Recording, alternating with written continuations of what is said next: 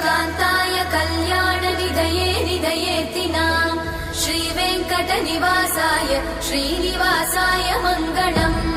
लक्ष्मी सविभ्रमालोकसुभ्रूविभ्रमचक्षुषे चक्षुषे सर्वलोकानां वेङ्कटेशाय मङ्गलम् श्रीवेङ्कटाद्रिशृङ्गाग्रमङ्गलाभरणाङ्गये मङ्गलानां निवासाय श्रीनिवासाय मङ्गलम्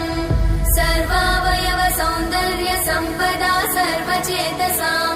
सदा सम्मोहनायास्तु वेङ्कटेशाय मङ्गलम्